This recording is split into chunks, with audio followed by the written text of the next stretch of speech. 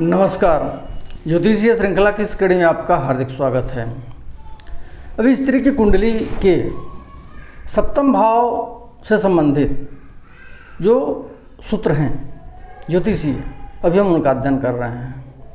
आइए कुछ और सूत्रों के बारे में हम अध्ययन करते हैं कि सप्तम भाव में स्थित ग्रह, भाव, राशियाँ किस प्रकार का फल स्त्री को प्रदान करते हैं। यदि सप्तम स्थान में बृहस्पति स्थित हो तो वैसी स्त्री पतिव्रता, धनी, गुणवती और सुखी होती है।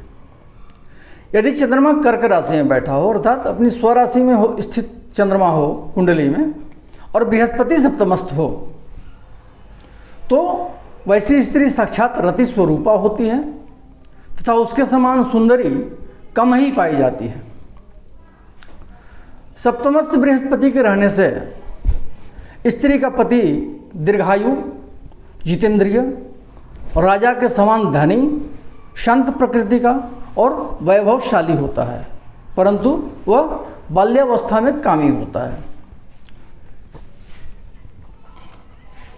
यदि स्त्री की कुंडली में शुक्र सप्तम भाव में स्थित हो तो वैसी स्त्री स्वयं रसिक स्वभाव वाली होती है, सुंदर होती है और उत्तम वस्त्राभूषणों से सुसज्जित होती है, उत्तम वस्त्र आभूषण धारण करने वाली होती है।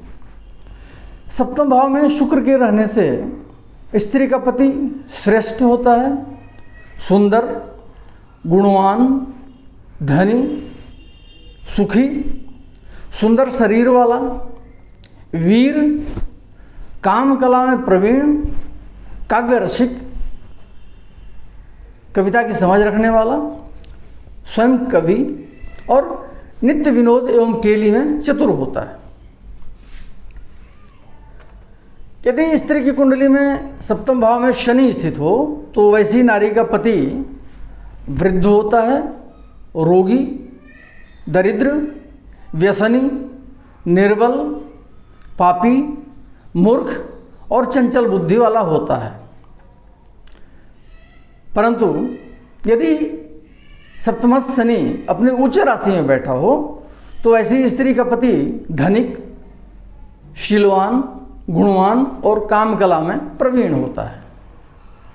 यदि सप्तमस्थ शनि पर राहु या मंगल की दृष्टि पड़ रही हो तो वैसी स्त्री विधवा होती है।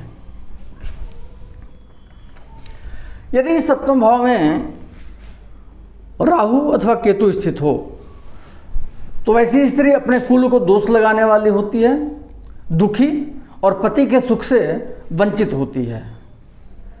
सप्तम भाव में राहु अथवा केतु के रहने से स्त्री का पति मलिन बुद्धि वाला और नीच प्रकृति वाला अथवा नीच के सदृश होता है। यदि सप्तम भाव में राहु अपनी उच्च राशि में स्थित हो तो वैसी स्त्री का पति सुंदर और स्वस्थ होता है। स्त्री के सप्तम भाव के विश्लेषण से संबंधित कुछ अन्य सूत्रों का अध्ययन हम अगले वीडियो में करेंगे। नमस्कार।